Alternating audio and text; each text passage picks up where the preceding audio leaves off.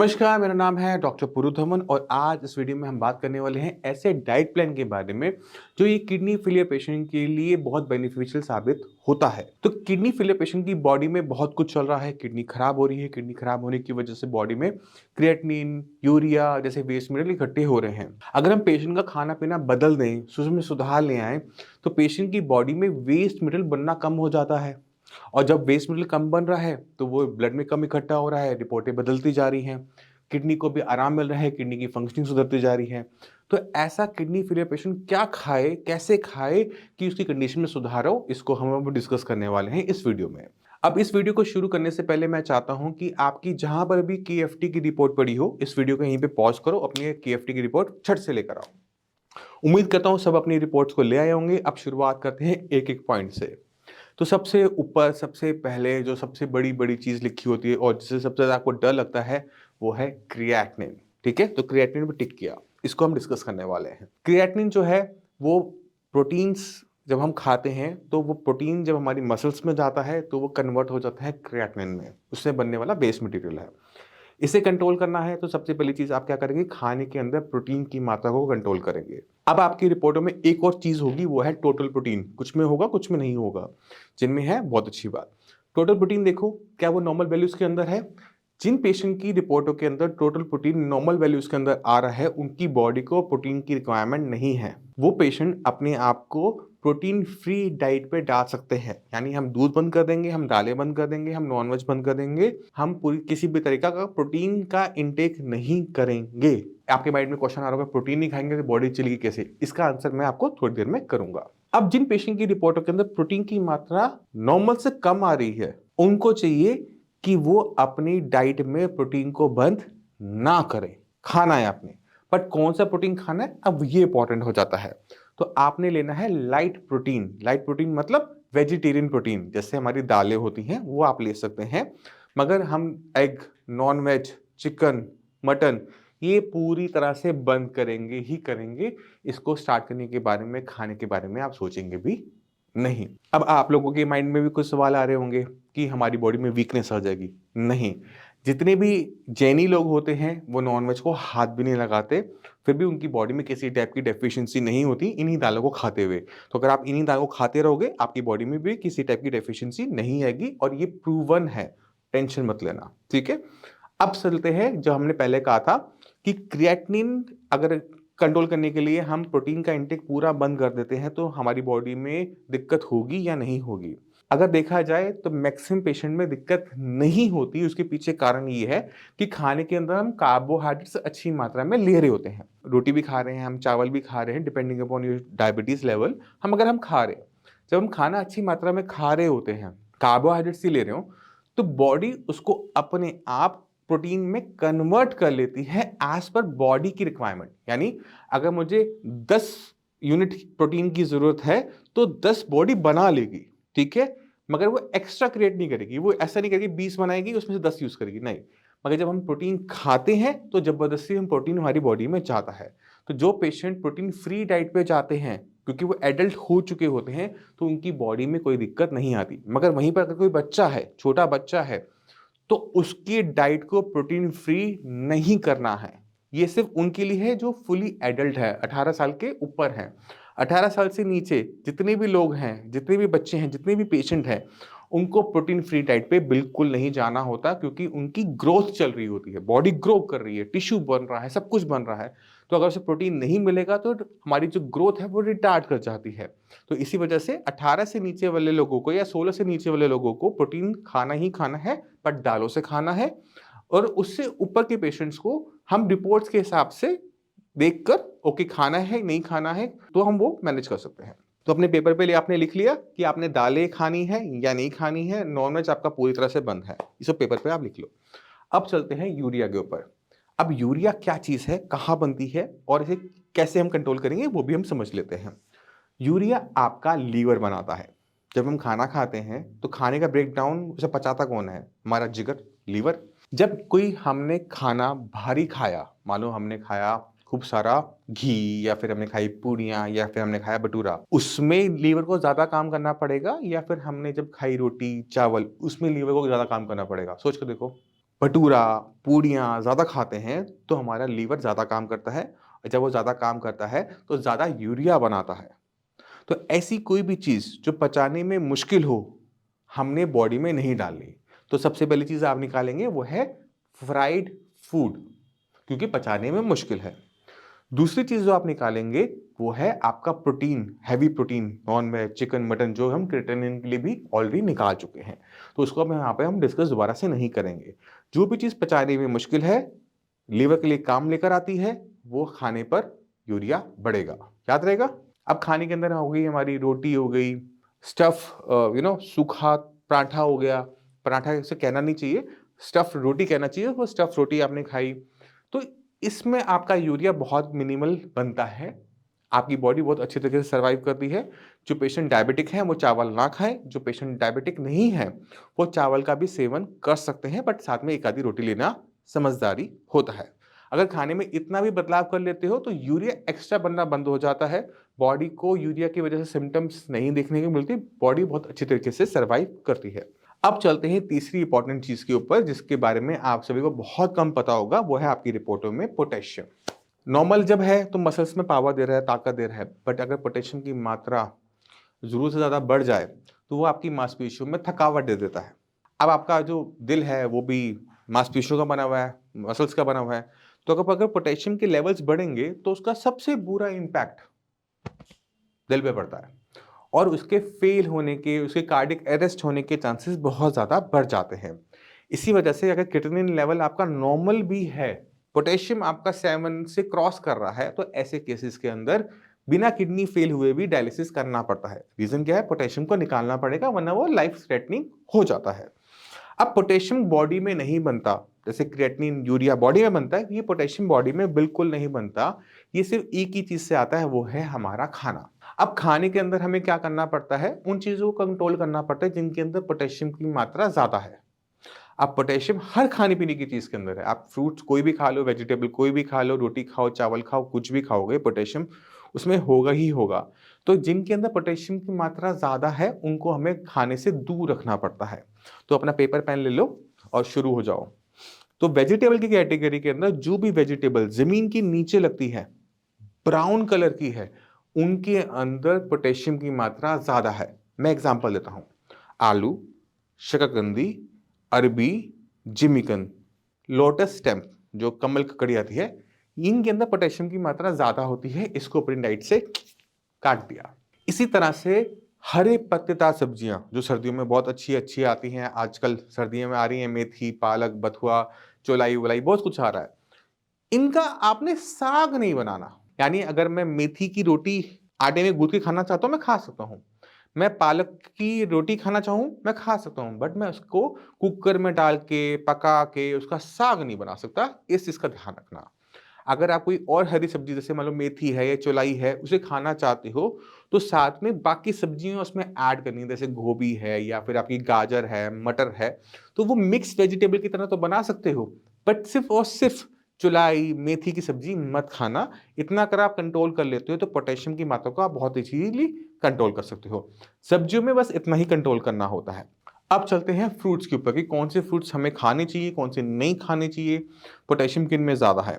तो एक छोटी सी लिस्ट है, उसको आप नोट डाउन कर लेंगे तो आपके लिए बहुत अच्छा रहेगा। शुरुआत करते हैं सबसे पहले सबसे खतरनाक फ्रूट से, और वो है बनाना। केले में पोटेशियम की मात्रा ज्यादा है, इसका इंटेक आप नहीं करेंगे। दूसरा जो हम सबसे कॉमनली फ्रूट खाते हैं, जिसको यूट्यूब पे बहुत ज्यादा प्रचारित किया जाता है और जो सबसे ज्यादा खतरनाक होता है, वो है कीवी।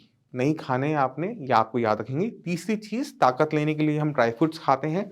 किडनी का पेशेंट ताकत लेने के लिए ड्राई फ्रूट्स नहीं खा सकता किसी भी कीमत में, चाहे वो काजू, बादाम, किशमिश, मुनक्का, अंजीर, कोई भी ड्राई फ्रूट को आपको दिखाया जा रहा हो, किसी भी मात्रा में दिखाया जा रहा हो, इससे खून बनता है, इससे ताकत आती है, बट पोटेशियम के साथ आती है। तो अपने आप एक्सपेरिमेंट मत करना, ताकत लेने के चक्कर में ताकत जान निकल जाती है। तो ये वाले एक्सपेरिमेंट आपने नहीं करने। ड्राई फ्रूट्स आपकी पूरी तरह से बंद रहेंगे। क्यों बंद रहेंगे, मैं आपको वो भी समझा देता हूँ। किशमिश, अंगूर लीजिए आप, अंगूर कितने खाएंगे? इतने। अब इतनी ही मात्रा में किशमिश लीजिए, ठीक है, तो किसमें अंगूर ज्यादा निकले, मतलब दाने ज्यादा है किशमिश में। अंगूर था, उसमें पानी था, जब वो किशमिश बना तो उसमें पानी निकल गया, तो जो उसके अंदर पोटेशियम था वो कंसंट्रेट हो गया, जो पहले डाइल्यूटेड था पानी की वजह से वो कंसंट्रेट हो गया। कंसंट्रेट होने की वजह से छोटी सी मात्रा से भी पोटेशियम की मात्रा ज़्यादा चली जाती है। इसी वजह से जितने भी ड्राई फ्रूट्स हैं वो किडनी फेलियर पेशेंट्स को मना कर दिए जाते हैं। इसी तरह से एक और चीज़ होती है जो सर्दियों में खास ध्यान रखना पड़ता है, और स्पेशली उन पेशेंट के लिए जो पंजाबी हैं। पंजाबियों की कुछ कमज़ोरियाँ होती हैं सर्दी के मौसम में। गाजर का हलवा, मक्की की रोटी, सरसों का साग, गुड़ शक्कर नहीं खानी है, क्योंकि उससे पोटेशियम बढ़ेगा। क्यों बढ़ेगा मैं आपको बताऊंगा। दूसरी चीज़ मैंने क्या बताई थी आपको, सरसों का साग हमने क्यों मना की है वो आपको बहुत अच्छी तरीके से पहले पता लग गया होगा। तीसरी चीज़ हमने बताई गाजर का हलवा। गाजर का हलवा खा सकते हो खोया का ध्यान रखते हुए। इसको हम आगे कभी की वीडियो में डिस्कस करेंगे। बट गुड़ जो है वो गन्ने से बनता है, गन्ने का लिया जाता है, गन्ने का जूस बनाया जाता है और उसे पका के गुड़ बना दिया जाता है। यानी इतने सारे गन्नों में जो पोटेशियम था वो इतने से गुड़ में कंसंट्रेट हो जाता है। तो थोड़ा सा अगर हम गुड़ खाते हैं तो पोटेशियम की मात्रा बहुत ज़्यादा जाती है। चाहे वो आपके लंग्स को साफ करे, चाहे वो आपकी डायबिटीज़ के लिए अच्छा है, चाहे वो आपके लिए फलाना के लिए अच्छा है। आपको बहुत सारी चीज़ें, बहुत सारे बेनिफिट्स देखने को, सुनने को मिलते हैं। आई एग्री, गुड़ अच्छा है मेरे लिए। किडनी फेलियर पेशेंट्स के लिए खतरनाक है, मत ट्राई करना, कीमत चुकानी पड़ती है। ठीक है, तो ये वाले एक्सपेरिमेंट आपने नहीं करने। आप चीनी खाओ। मार्केट में मिलने वाली जो डबल रिफाइंड चीनी होती है ना, जिसको हम खराब समझते हैं, उसको आप सेवन कर लो, मैं बुरा नहीं मानूंगा, वो आपके लिए ठीक है। बट वो नहीं कहूंगा गुड़ शक्कर, इस चीज का ध्यान रखेंगे। अब चलते हैं आपकी रिपोर्ट में एक और बहुत इंपॉर्टेंट चीज के ऊपर, वो है सोडियम। सोडियम, आधे लोग जानते हैं कि सोडियम हमारी बॉडी में कहाँ से आता है, वो है नमक। तो नमक जो है अब हमारी मार्केट में बहुत सारे टाइप के सस्ते महंगे आ रहे हैं। टाटा का नॉर्मल सॉल्ट 29, 27, 28 रुपये की थैली है। एक 50 रुपये का आता है ग्रीन कलर का, टाटा लाइट कहा जाता है उसको। एक आता है आपका हिमालयन सॉल्ट, पिंक सॉल्ट। अब इतने सारे टाइप के सॉल्ट जो है वो मार्केट में अवेलेबल है। एक किडनी फेलियर पेशेंट को कौन सा सॉल्ट का इंटेक करना चाहिए, ये एक डिफिकल्ट टास्क हो जाता है। और इसे हम आसान कैसे बनाएंगे, वो है आपको जानकारी देके। तो पहले हम शुरुआत करते हैं सबसे महंगे वाले से। महंगे वाला सॉल्ट हिमालयन सॉल्ट है ना, ये बनता कैसे है। पहाड़ों में पानी को रोक कर उस पानी से जब पानी उड़ जाता है नीचे जो रह जाता है, हिमालयन सॉल्ट या पिंक सॉल्ट। इसमें पिंक कलर कहां से आ रहा है, पिंक कलर आ रहा है नेचुरल मिनरल से। ये सॉल्ट के अंदर पोटेशियम की मात्रा ज्यादा होती है। इसको खाओगे ब्लड में पोटेशियम बढ़ेगा, याद रखिएगा। अगर आपकी पोटेशियम की रिपोर्ट खराब आ रही है और अपने आप से एक सवाल पूछो कि आप नमक कौन सा खा रहे हो। अगर आपके अंदर से आवाज आ रही है कि मैंने नमक तो पिंक सॉल्ट खा रहा हूं महंगे वाला, तो ये इसी वजह से हो रहा है। अब चलते हैं उससे थोड़े से सस्ते वाले नमक की तरफ, वो है लाइट नमक, है ना, जिसमें टीवी पे ऐड भी आपने देखी होगी, बीपी कंट्रोल करता है ना। अब उसका पैकेट उठाओ, उसके पीछे लिखो सोडियम क्लोराइड 85%, 15% क्या लिखा है, पोटेशियम क्लोराइड। यानी उसमें पोटेशियम क्लोराइड ऐड किया जाता है, सिंथेटिक पोटेशियम क्लोराइड ऐड किया जाता है, जिससे वो बीपी को मैनेज करता है। बिल्कुल सही, मेरे लिए अच्छा, आपके लिए बिल्कुल भी नहीं। अगर पोटेशियम आपका बढ़ रहा है, बढ़ा हुआ है, और आप ये वाला नमक खा रहे हो, तो आपका पोटेशियम इसी नमक की वजह से बढ़ा है। जिन किडनी फेलियर पेशेंट में पोटेशियम की मात्रा नहीं बढ़ रही, इन दोनों नमक को खाने के बावजूद भी अच्छी बात है, अपने पोटेशियम लेवल्स पर नजर रखना। अगर वो फ्यूचर में कभी भी बढ़ते हैं तो इसी की वजह से बढ़ने के चांसेस सबसे ज्यादा आपको देखने को मिलेंगे। जब कभी बढ़े, बॉर्डर लाइन पे जाए, नमक चेंज कर देना, काम आपका हो जाएगा बिना मेडिसिन के। अब चलते हैं तीसरी चीज के ऊपर, और वो है आपका नॉर्मल सॉल्ट जो 27 रुपए की थैली आती है। ये सॉल्ट अक्सर बीपी बढ़ाता है, बट इसके अंदर पोटेशियम की वैल्यू है 0। तो अगर आपका बीपी ठीक है, लोअर साइड है, तो आप इस सॉल्ट का इंटेक कर सकते हो। नॉर्मल है, इसे आप इंटेक कर सकते हो। पोटेशियम अगर हाई है तो यही करना है, ऑप्शन नहीं है। बीपी बढ़ेगा, आई एग्री। कंट्रोल किससे करेंगे, मेडिसिन से करेंगे, नमक से नहीं करेंगे। मेरे पॉइंट समझ में आया। तो एक चीज कम खतरनाक है, एक चीज ज्यादा खतरनाक है। जो चीज ज्यादा खतरनाक है उस पर हम फोकस करेंगे, वो है पोटेशियम, ना कि बीपी। बीपी को मैनेज करने के मेरे पास और रास्ते हैं, बट पोटेशियम को मैनेज करने के मेरे पास रास्ते लिमिटेड हैं। तो हम पोटेशियम को कंट्रोल करने के लिए नमक को चेंज करेंगे, ना कि हम मेडिसिन को बंद करेंगे। अब मेरे पास समझ में आई आपको, आपकी बॉडी के लिए ज्यादा अच्छा क्या है। तो जो काम मैं क्लिनिक में ओपीडी में बैठ के करता हूँ कि ये वाला खाओ, ये वाला खाओ, ये वाला खाओ, तो आज मैं इस वीडियो से सारा ज्ञान आपको ट्रांसफर कर रहा हूँ, तो कृपा करके इसको एब्जॉर्ब अच्छे से कर लेना। बार बार आके वही सेम क्वेश्चंस थक जाते हैं हम। ठीक है, अब चलते हैं हम आगे। अब आपकी रिपोर्ट में आ रहा है कैल्शियम फॉस्फोरस। कैल्शियम और फॉस्फोरस को आप खाने से मैनेज करने की कोशिश करोगे तो आपका खाना पूरा खत्म हो जाएगा। तो कभी भी मैं अपने पेशेंट्स को खाने के अंदर इतना टाइट नहीं करना चाहता कि खाने के लिए कोई आइटम बची नहीं है, क्योंकि कैल्शियम, फॉस्फोरस, पोटेशियम, ये सारी चीज़ें खाने के अंदर ही हैं और कुछ ना कुछ आपकी बॉडी में जाएगा ही जाएगा। तो आपने अगर माइंडफुली ये सारा खाना खा लिया, दूध की आइटमें छोड़ दी, कम कर दी, बंद कर दी, प्रोटीन छोड़ दिया, तो मैक्सिमम 99.9% केसेस के अंदर चीज़ें सॉल्व हो जाती हैं और अलग से हमें कोई प्रिकॉशन नहीं लेना पड़ता। तो आप क्या करो, गूगल पे जाओ, calcium rich food item search करो, देखो सारी बंद हो चुकी हैं। Phosphorus rich food item search करो, सारी बंद ऑलरेडी हो चुकी है। तो इनको मैनेज करने के लिए हमें और आइटम को समझना करना नहीं पड़ता। थोड़ा बहुत खाना जाएगा जाएगा, बट हाँ, उसको हम मैनेज कर सकते हैं easily with the help of medicine, और ये लाइफ थ्रेटनिंग नहीं है। ये भी चीज को ध्यान रखो। फॉस्फोरस अगर आपके ब्लड में बढ़ रहा है तो फॉस्फोरस आपको बॉडी पेन देगा, आपकी जो बोन्स है उन्हें वीक करेगा, बट जान नहीं लेगा आपकी। तो ठीक है, तो हम उसको कैल्शियम से और विटामिन डी से पूरा कर सकते हैं, इसलिए हमें टेंशन नहीं होती। फॉस्फोरस बाइंडर्स भी मार्केट में अवेलेबल है जो कि बहुत इजीली वर्क कर जाते हैं, इसलिए हमें इसको कंट्रोल करने की, बहुत ज़्यादा से मैनेज करने की with the help of diet ज़रूरत नहीं होती है। अब मैं उम्मीद करता हूँ कि आपकी KFT रिपोर्ट में जितनी भी लेवल्स थे, जितनी भी चीज़ें थी, उसमें से मैक्सिमम कवर हो चुकी हैं। इक्की दुक्की क्लोराइड और वो सारी चीज़ें रह गई हैं, बट आप जब सोडियम कंट्रोल करोगे तो क्लोराइड अपने आप कंट्रोल हो जाता है। उसे अंडरस्टैंड करने की कोशिश आप कर सकते हैं, बट मुझे इसे एक्सप्लेन करने की ज़रूरत नहीं है। अब चलते हैं हम, खाने के बारे में तो हो गया, बट एक चीज़ जो रिपोर्टों में नहीं है वो है आपकी बॉडी में पानी कितना होना चाहिए। पानी, हम खाना खाएंगे तो पानी तो पिएंगे पिएंगे, और बॉडी जो है वो उसमें 70% तो पानी ही है। तो अगर पानी हमारी बॉडी में ज़्यादा होगा तो स्वेलिंग आ सकती है लेग्स में, लंग्स में पानी भर सकता है, निमोनिया हो सकता है, लंग्स हमारे ख़राब हो सकते हैं। पानी कम पिएंगे तो हमारी बॉडी में किडनी के पास पानी नहीं होगा कि वो क्रिएटिनिन और यूरिया को यूरिन के रस से बाहर निकाल सके, यूरिन बनेगा ही नहीं, डिहाइड्रेशन हो जाएगी। तो पानी की सही मात्रा हमारी बॉडी में होनी ज़रूरी है। अब पानी की जो सही मात्रा है उसे हम कैसे डिफाइन करें? अब किसी को पसीने ज़्यादा आते हैं, किसी को कम आते हैं, किसी का बहुत बोलने का काम है जैसे मेरा, किसी का बिल्कुल बोलने का काम नहीं होता, कोई गर्मी में काम कर रहा है, कोई एसी में बैठा है। अब सबको हम क्या सेम पानी पिला सकते हैं किडनी फेलियर पेशेंट्स को? नहीं। आपको समझना है कि आपकी बॉडी जब भी पानी की कमी होती है तो आपको इशारा करती है।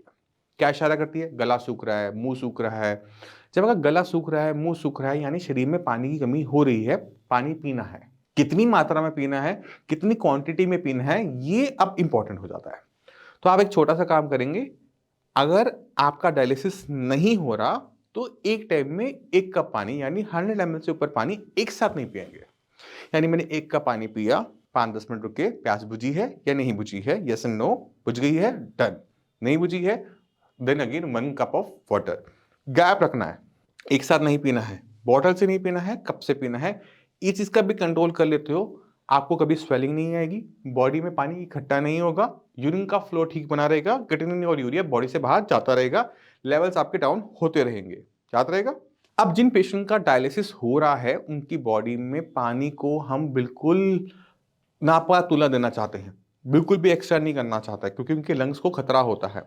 तो ऐसे केसेस जहाँ पे स्वेलिंग है या फिर डायलिसिस चल रहा है, तो उनको वही 1 कप की जगह आधा कप कर देना है, और उसी तरीके से अभी पिया आधा कप, फिर आधा कप 10-15 मिनट बाद पीना है, फिर 10-15 मिनट बाद पीना है, क्योंकि हमें हर 1 घंटे में, हर 2 घंटे में यूरिन आ जाता है, वो बॉडी से बाहर चला जाएगा। इससे आपकी बॉडी में पानी की मात्रा को कंट्रोल करने में हेल्प मिलेगी। आपने जो पानी पिया है वो ब्लैडर में चला जाएगा 10-15 मिनट में, फिर आप दूसरा पानी पी रहे होंगे तो एक्स्ट्रा बॉडी में इकट्ठा नहीं होता, ध्यान रखेंगे। अगर बॉडी में स्वेलिंग आ रही है तो नमक हमें बहुत ज़्यादा कट डाउन कर देना है, नमक किसी भी टाइप का नहीं लेना। नमक जितना खाओगे उतना ज़्यादा बॉडी में पानी भरेगा, नमक कम कर दोगे बॉडी में से पानी निकल जाएगा। जिन लोगों को स्वेलिंग है बॉडी में कहीं पर भी, फेस पे, आर्म्स पे, लेग्स पे, उनको अपना टोटल प्रोटीन देखना चाहिए रिपोर्टों के अंदर, उनका टोटल प्रोटीन कम मिलेगा, और उनको अपना थायराइड का टेस्ट भी करवाना चाहिए, अगर आपका थायराइड TSH बढ़ा हुआ आ रहा है तो वो आपकी एक बहुत बड़ी दिक्कत है जिसे सॉल्व करना बहुत ज़्यादा ज़रूरी है। अगर सॉल्व करोगे स्वेलिंग जाएगी, सॉल्व नहीं करोगे जो मर्जी कर लो स्वेलिंग नहीं जाएगी। थायराइड जो होता है वो हमारा मेटाबॉलिज्म कंट्रोल करता है। जो आप खाना खा रहे हो उसमें कितना प्रोटीन बनेगा, कितना प्रोटीन नहीं बनेगा, उसमें थायराइड का प्ले अच्छा खासा है। तो अगर आपकी बॉडी में प्रोटीन कम है तो भी आपने थायराइड का टेस्ट करवाना है, ये आपको याद रखना पड़ेगा। इसको लिख लो, अगर है तो लिख लो कि मैं इसे कल करवा के डॉक्टर साहब को भेजूंगा, ठीक है। अब आपकी रिपोर्ट्स में जो भी चीजें थी काफी हद तक हम क्लियर कर चुके हैं, पर एक और चीज हमारी रह गई है, वो है फ्रूट्स के अंदर खट्टे फल। खट्टे फल हम मना करते हैं। जो श्रेयास के पेशेंट हैं वो बहुत अच्छे से जानते हैं। डॉक्टर साहब के सामने अगर आपने बोल दिया कि आपने खट्टे फ्रूट्स खाए हैं, मैंगो खाया, ऑरेंजेस खाए हैं, तो ट्रीटमेंट बंद कर दिया जाता है, ठीक है। ट्रीटमेंट देने से बिल्कुल बंद कर देंगे। आप जितना मर्जी आप परेशान हो जाओ, डॉक्टर साहब आपको बिल्कुल परमिशन नहीं देते। क्यों, मैं आपको अभी बता देता हूँ। आप अपनी रिपोर्टों में अब यूरिन की रिपोर्ट निकालो और यूरिन की रिपोर्ट के अंदर देखो कि आपकी यूरिन का पीएच क्या है। उसमें लिखा आ रहा होगा एसिडिक। आपका जो यूरिन है एसिडिक इसलिए है क्योंकि बॉडी में बनने वाला एसिड है उसे किडनी निकालती है और ब्लड के अंदर पीएच को मैनेज करती है। जब किडनी खराब होती है तो क्रिएटिनिन भी इकट्ठा हो रहा है, यूरिया भी इकट्ठा और एसिड भी इकट्ठा हो रहा है।